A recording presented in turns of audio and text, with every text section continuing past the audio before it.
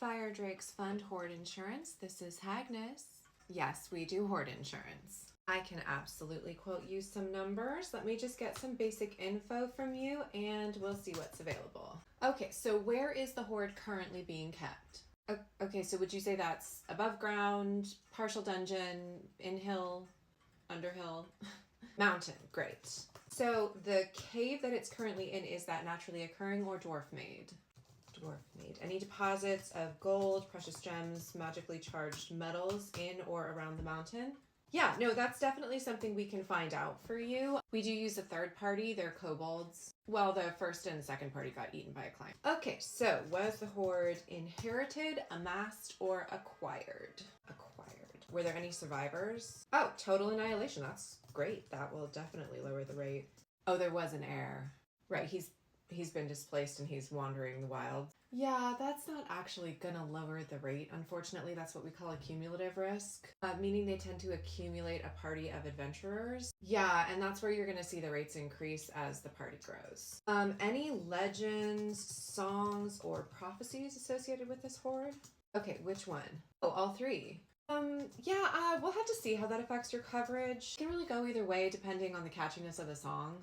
Prophecies are a little harder to pin down until we run the numbers. They kind of go through cycles. Yeah, I mean, they get laughed at one century and then the next century they're forgotten. But really all it takes is one random adventurer finding the right scroll at the wrong time and you've got a major liability on your hands. Claws, yeah. Okay, so let's talk about the valuation of the Horde itself. Would you say this is a mixed Horde or does it have a specific theme? Okay, so gold, gems, any heirlooms of significant multi-generational renown conveying kingship or sacred duty? Okay, but it's just the one magical diadem? Okay, good to know. Okay, we do need to get an idea of potential risk factors. What is the dwarf proximity in your area?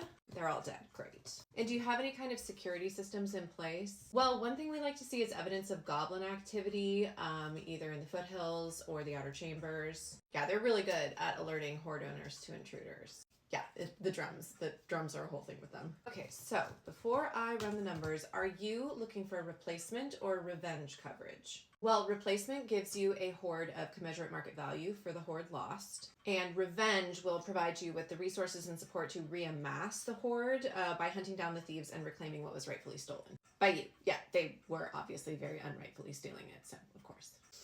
Unfortunately, no, we don't insure for fire damage. Yes, discriminating against the pre-existing condition of you being a dragon would be unethical, but I work in insurance, so I'm not really sure where you're going with that argument. I understand your frustration. Unfortunately, that course of action would definitely make you at fault for a lot of things.